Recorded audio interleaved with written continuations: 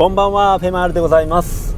今回は、福井県の国道162号線のこちらは瀬汲トンネルってのがあります。ここに魅力的な旧道がありますので、そちらの方の探索となっております。よろしくお願いします。目の前に見てまいりましたのが瀬汲トンネルとなりまして、ここに右側にですけども旧道がございますので、こちら入っていきます。よいしょ。で、地元の方曰く通れるらしいですただパジェロじゃないと来れないような感じだったんで、この柵はこちらありますけども入ってよろしいみたいな感じなんで開けさせてもらいます。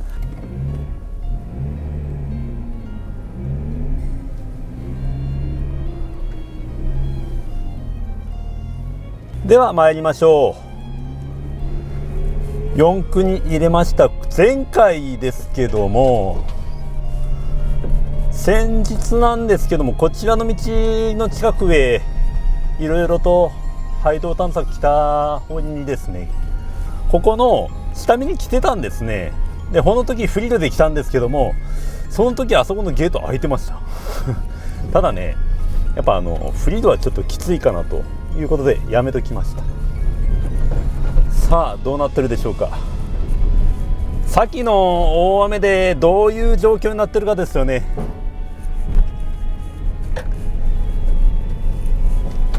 でもあれだな、やっぱ道としては荒れてますね。これ本当に旧道だよね。これ路肩左側危ないね。これ本当でガードレールないんだよね、ここ。それでいてこの岩が落ちていって角張った石が落ちてて、左側は結構な崖でございます。だからこれはフリードで来ないで正解でしたね。っていうかね、先日は雨降ってたんですけども、この枯葉のこの坂道だったら多分登らんかったかもしれないですよ。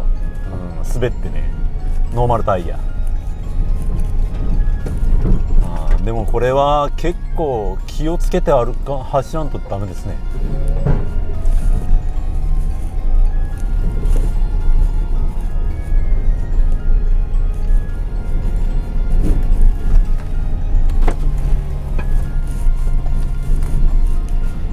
勾配 10% なんだ。結構な坂ですよ。なのでフリードさんの雨の日は無理だったでしょう。そもそも論で言うと、フリードで来たら傷だらけになるなっていうのが本音でございますわ。ガンガンいってる。でもこれはなんか一本倒木ぐらいありそうな雰囲気ですね。勾配きつい。これは普通車ダメだ。やめた方がいいよ。本当タイヤ的にダメだわ。ただ今めちゃめちゃ晴れてるんですよ。今日ね、快晴ドピー感なんで、ここちょっと埋まってんな。ですけどこういう影の間に来ると相当湿っぽいんですね。その上で勾配 10% ですから、これでしかもガタガタで、これはねタイヤ的にノーマルの本ロードタイヤ無理ですわ。滑ります。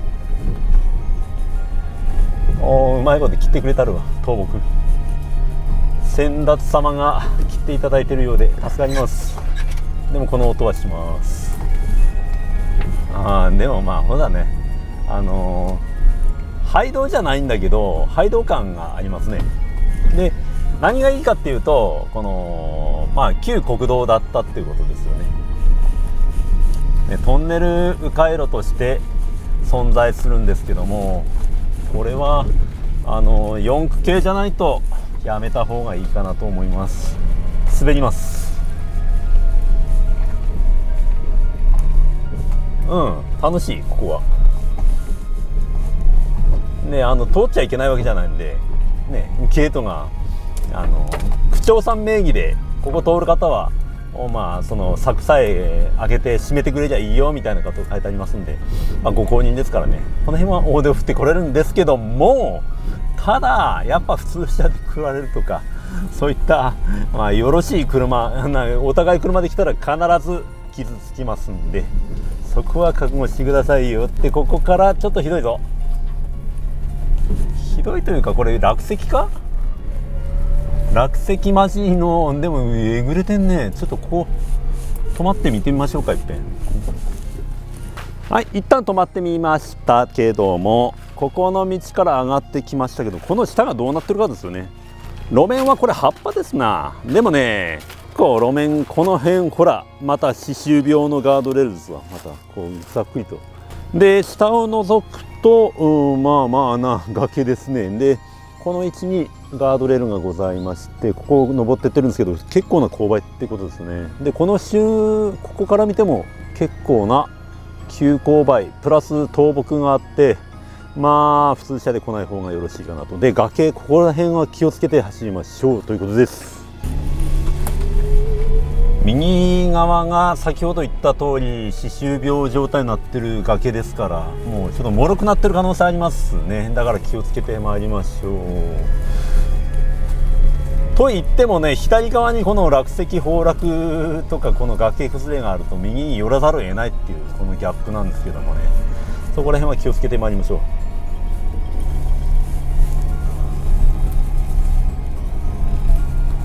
でも狭いですな。これが対向車来たらきついもんがあって、昔はどうされてたんでしょうね。これ昔のちっちゃい車でも結構きついかなと思うんですけど、白が生えてますな。でここほら右がちょっと崩落、怖っ、ちょっと怖かったよ。これは本当パジェロじゃないと無理だわ。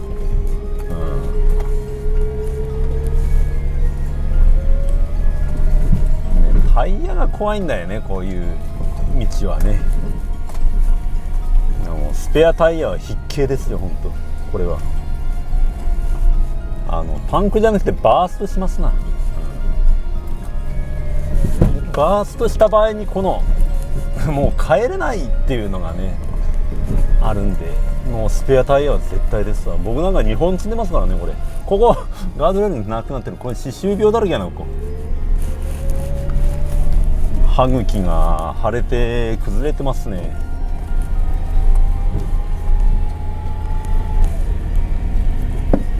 ただ今この真下にトンネルがある状態になってます。おっと、こここれはスポーツカーは無理です。よいしょ。この 10% 勾配の看板がいいな。よいしょ。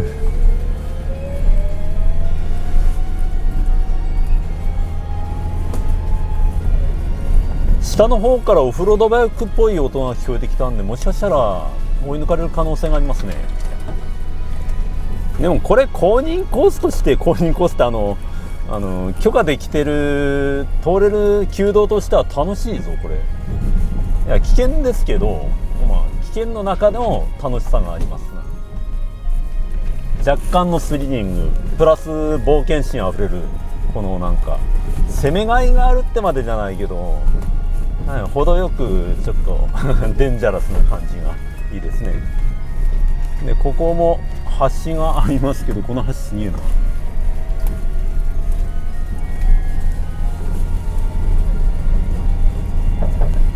で意外と勾配が強いんですね。楽しいわここ。傷つけていいって覚悟があるんならジムニーさんとかね。でただタイヤはやっぱちょっとHT はやめた方がいいかもしれないですね。やっぱなんだっけHT じゃなくて AT かオールテレーンの方ぐらいにはした方がいいかなと思います。若干滑る可能性がありますんでね、と思いますか。スタッドレスでも横弱いからなあれ、なんともその辺はちょっと僕もあんま言えませんけど、廃れてますね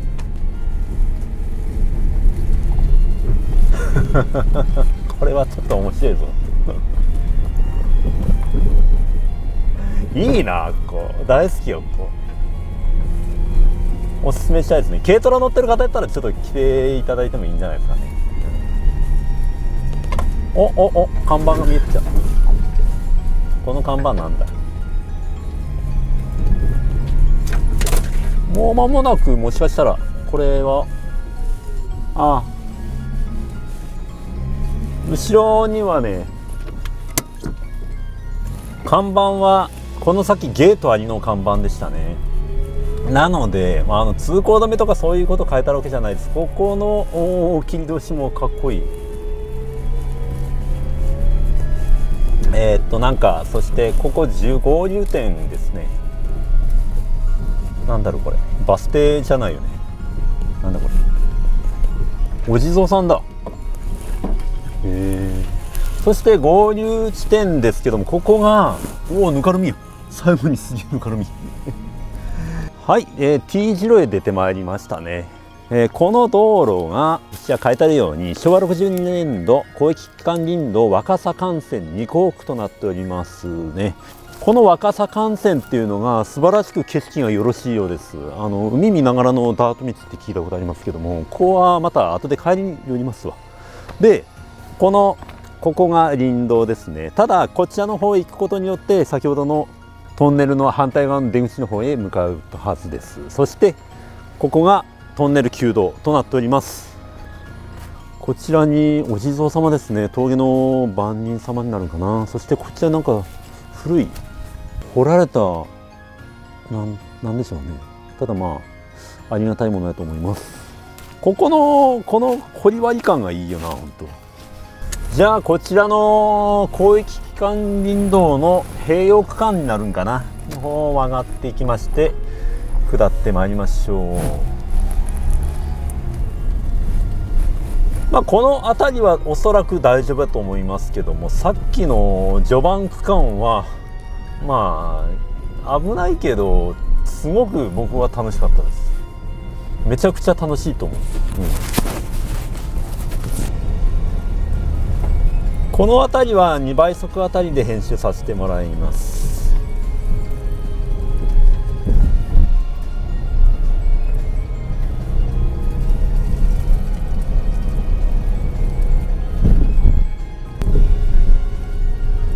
木々に囲われてますけど真正面が日本海のはずです。だからこれ見えたらめちゃくちゃ綺麗じゃないかな。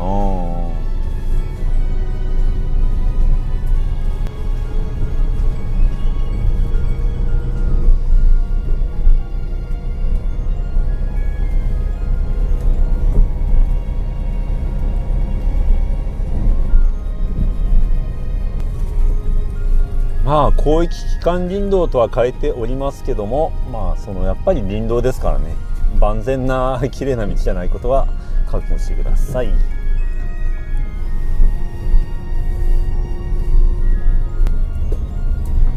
左への分岐点がそろそろあるはずなんですけどもね。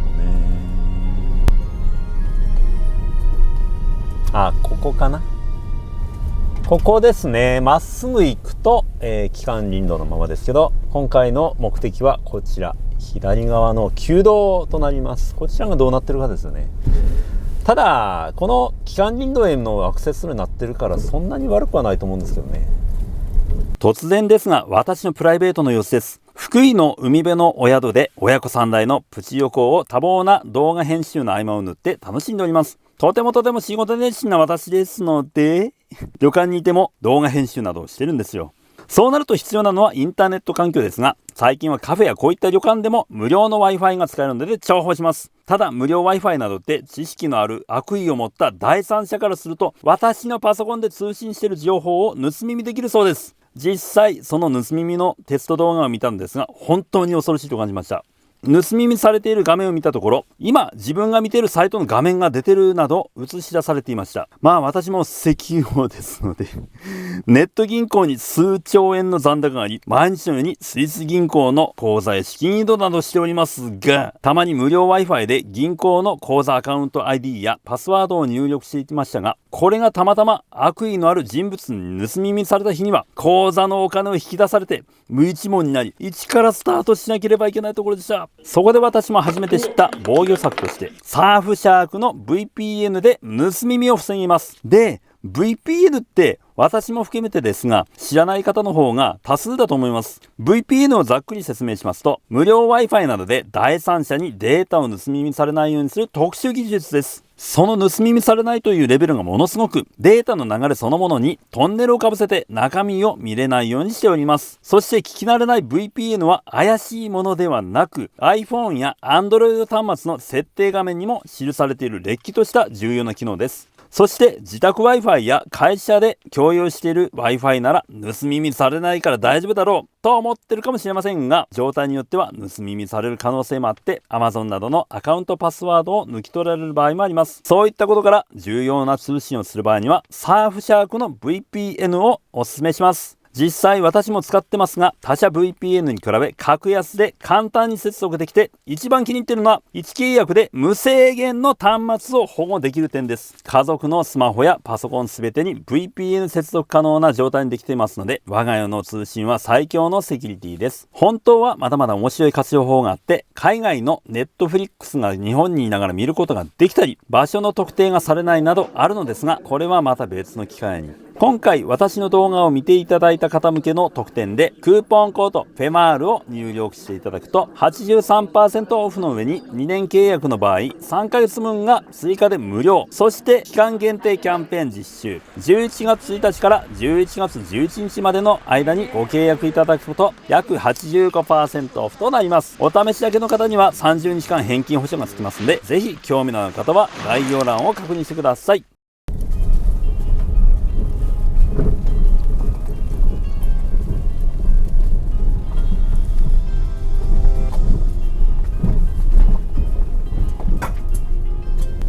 そうですね、さっきみたいな石ゴロゴロとかそういうひどい道じゃないですけども、ただこの枯葉、今の季節は枯葉がありますしね、普段からこれ多分万年この葉の道になってると思うんで、ここで滑ります。そこは気をつけてください。下りスリップ注意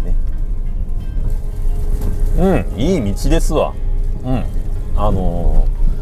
黒缶4区乗ってる方へ、ぜひいらしてください。ここはもう大手を振ってお勧めできるというか、その通行止めではないんで、通ってもいいですよって書いてあるご公認コースなんで、来てみたらどうでしょうかね。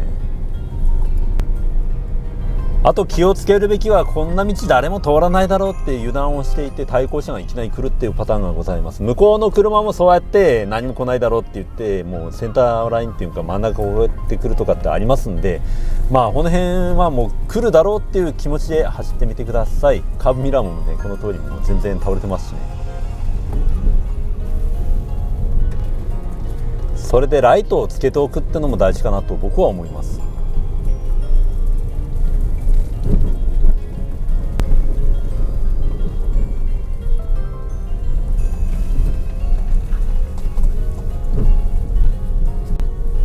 コマ止めがありますね。お地蔵さんがございます。この辺からノーマルスピードに戻そうかな。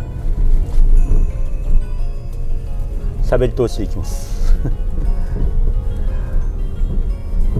とは言ってこれが旧道ではあったんですけども、そんなにね、なんというか、そこそこその当時でも車の通行量はあったと思うんですよ。今みたいなこんな全く誰も通らないってわけじゃなくて、この区間でやっぱ10台15台ぐらいすれ違うと思うんですよね、その当時はね。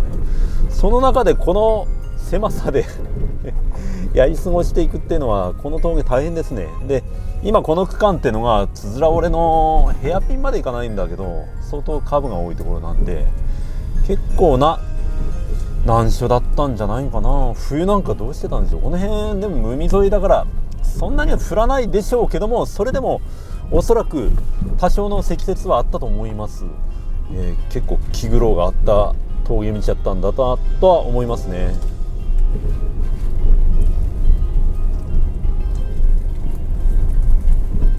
一応綺麗とは言いますけど、この通りねカーブミラーもないですし、なくなっちゃってるんですね。でここもねなくなっちゃってますね。これなんでなくなるんでしょうね。この状況で路面もやっぱえぐれてるとかあるんでね、だから不用意にちょっと調子こえてぶっ飛ばすとタイヤにダメージ食らってバカーンとバーストの可能性もなきにしなます。お気をつけください。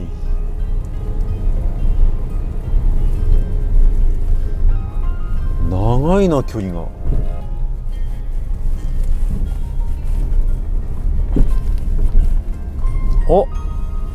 ちょっとこの昔ながらの看板がねめちゃめちゃ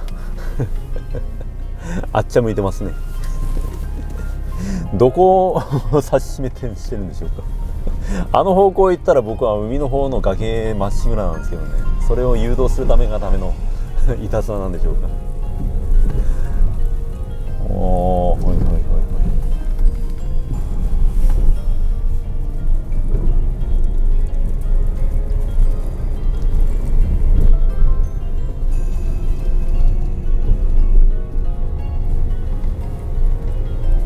まあなんちゅうか味わい深いですね。趣がある旧道って感じです。で廃道まで至ってないけど廃道の要素がなんとなくありますんで、その廃道チックなそういう探索としてもうそのご公認で通れるって感じで来るにはいいかもしれません。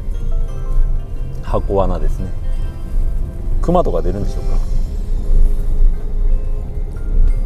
さあ間もなくおそらくですけども試験道に出てまいるようですね。出てきた。はいということですな。素晴らしい。そしてこっちから見ると若干こっち向きますね。するとこのような雄大な日本海、あの島は亀みたいな亀岩っていうのかな知らんけどがございまして、すごくいいとこでございます。瀬組地区になるんですね。そういったわけで今回は国道162号線の瀬組トンネル、こちらの旧道の方へやってまいりました。とても楽しい道でしたんで、ぜひぜひそこはお勧めいたします。ただ傷つきますんでね、気をつけてくださいね。ということで今日はこれまででございます。おやすみなさいませ。フェマルでした。ありがとうございました。バイバイ